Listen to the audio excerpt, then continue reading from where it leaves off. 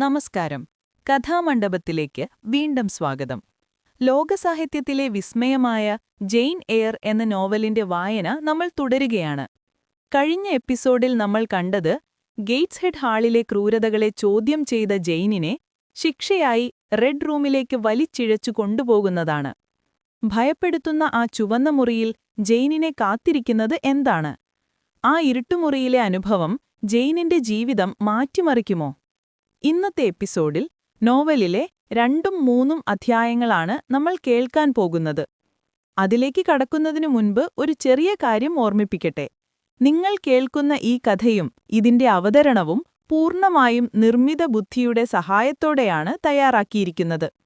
സാങ്കേതികവിദ്യയും സാഹിത്യവും ഒന്നിക്കുന്ന ഈ പുതിയ പരീക്ഷണം നിങ്ങൾക്കിഷ്ടപ്പെടുന്നുണ്ടെങ്കിൽ ദയവായി ഈ ചാനൽ സബ്സ്ക്രൈബ് ചെയ്യുക. നിങ്ങളുടെ വിലയേറിയ അഭിപ്രായങ്ങൾ താഴെ കമന്റ് ചെയ്യാൻ മറക്കരുത്. അത് ഞങ്ങൾക്ക് വലിയൊരു പ്രചോദനമായിരിക്കും.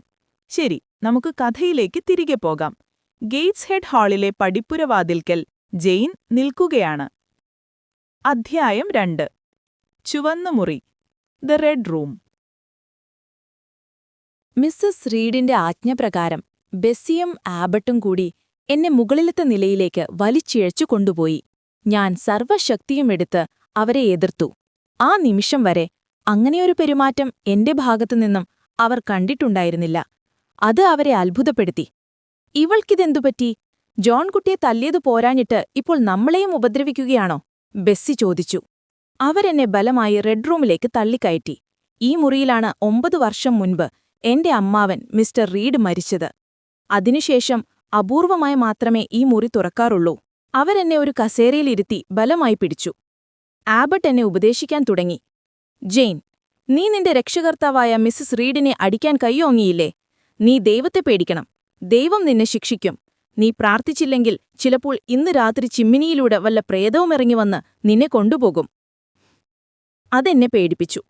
ഞാൻ അനുസരണയോടെ ഇരുന്നോളാമെന്ന് വാക്കുകൊടുത്തു. അവർ രണ്ടുപേരും മുറി വിട്ടുപോയി. പോകുന്ന പോക്കിൽ അവർ വാതിൽ പുറത്തുനിന്ന് പൂട്ടി. ഞാൻ ആ വലിയ മുറിയിൽ തനിച്ചായി.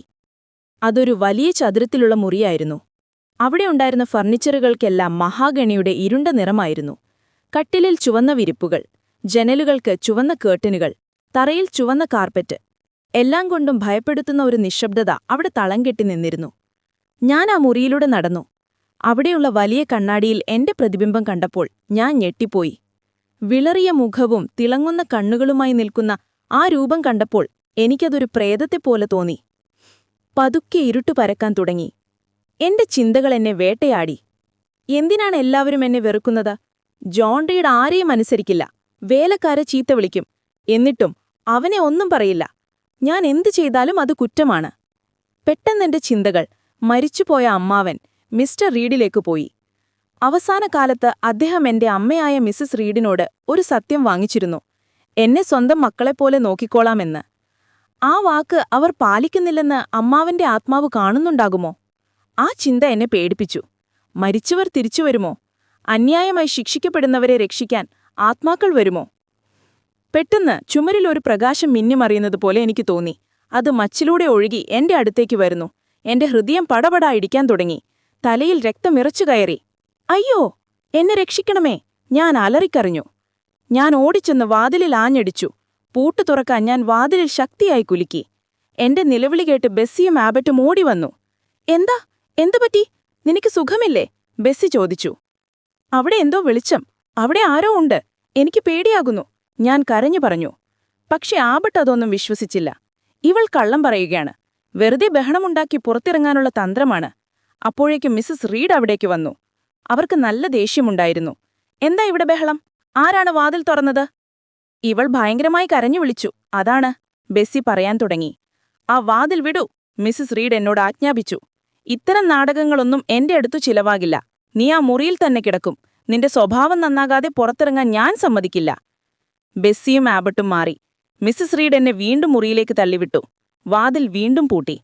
എന്റെ പേടിയും സങ്കടവും സഹിക്കാവുന്നതിലും അപ്പുറമായിരുന്നു. കണ്ണിൽ ഇരുട്ട് കയറുന്നതുപോലെ തോന്നി. കാതുകളിൽ ഒരു ഇരമ്പൽ. ഞാൻ ബോധഹനിശയായി തറയിൽ വീണു. അധ്യായം 3. പുതിയൊരു പ്രതീക്ഷ. ബോധം തിരികെ വരുമ്പോൾ ഞാൻ എന്റെ സ്വന്തം കിടപ്പുമുറിയിലായിരുന്നു.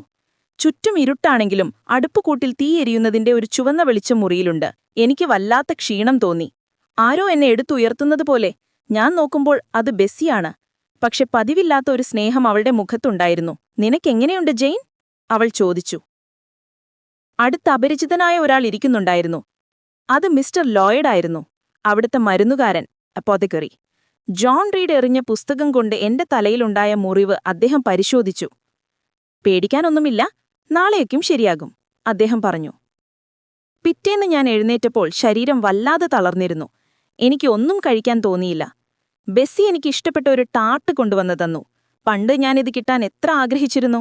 പക്ഷെ ഇപ്പോൾ എനിക്കത് വേണ്ടാത്ത പോലെ തോന്നി. എന്നെ സന്തോഷിപ്പിക്കാൻ ബെസ്സി ഗളിവേഴ്സ് ട്രാവൽസ് എന്ന പുസ്തകം എടുത്തു തന്നു.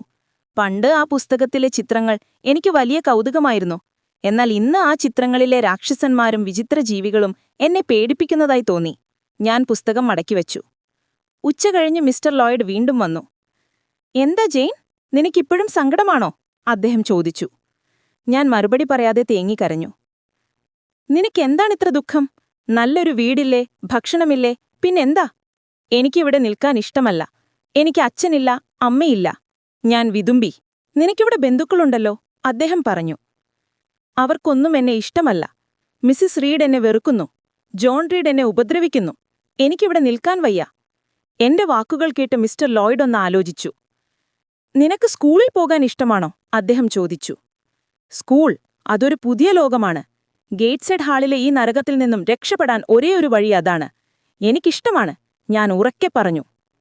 ശരി, നമുക്ക് നോക്കാം, അദ്ദേഹം പറഞ്ഞു. അന്ന് വൈകുന്നേരം അദ്ദേഹം മിസ്സസ് റീഡുമായി സംസാരിച്ചു. കുട്ടിക്ക് മാറ്റം ആവശ്യമാണ്, അവളെ സ്കൂളിൽ ചേർക്കുന്നതാണ് നല്ലത് എന്ന് അദ്ദേഹം ഉപദേശിച്ചു. മിസ്സസ് റീഡിനും എന്നെ ഒഴിവാക്കാൻ ഇതൊരു നല്ല അവസരമായി തോന്നി. അങ്ങനെ വേദന നിറഞ്ഞ ആ ദിവസത്തിനൊടുവിൽ എന്റെ മുന്നിൽ പ്രതീക്ഷയുടെ ഒരു പുതിയ വാതിൽ തുറക്കുകയായിരുന്നു. അങ്ങനെ ഗേറ്റ്സ്ഹെഡ് ഹാളിലെ നരകയാതനകൾക്ക് അറുതി വരുമെന്ന പ്രതീക്ഷ ജെയിനിന് ലഭിച്ചു. സ്കൂൾ എന്ന സ്വപ്നം അവളിൽ പുതിയൊരു ഉണർവ് നൽകി. പക്ഷേ അവൾ പോകാൻ പോകുന്ന ലോവുഡ് സ്കൂൾ അവൾ വിചാരിക്കുന്ന പോലെ ഒരു സ്വർഗമായിരിക്കുമോ? അതോ കഷ്ടപ്പാടുകളുടെ പുതിയ ഒരു പരീക്ഷണശാലയോ? ജെയിനിന്റെ ആ യാത്ര നമുക്ക് അടുത്ത എപ്പിസോഡിൽ അറിയാം. നിർമ്മിത ബുദ്ധിയുടെ ഐയുടെ സഹായത്തോടെ തയ്യാറാക്കിയ ഈ ഓഡിയോ ബുക്ക് നിങ്ങൾക്കിഷ്ടമായെങ്കിൽ ലൈക്ക് ചെയ്യാനും ഷെയർ ചെയ്യാനും മറക്കരുത്. നിങ്ങളുടെ അഭിപ്രായങ്ങൾ താഴെ കമന്റ് ചെയ്യാൻ മറക്കരുത്. അത് ഞങ്ങൾക്ക് വലിയൊരു പ്രചോദനമായിരിക്കും. ശരി, നമുക്ക് കഥയിലേക്ക് തിരികെ പോകാം. അടുത്ത അധ്യായം മിസ് ചെയ്യാതിരിക്കാൻ ചാനൽ സബ്സ്ക്രൈബ് ചെയ്ത് ബെൽ ഐക്കൺ കൂടി അമർത്തുക. മറ്റൊരു എപ്പിസോഡുമായി വീണ്ടും കാണാം. നന്ദി.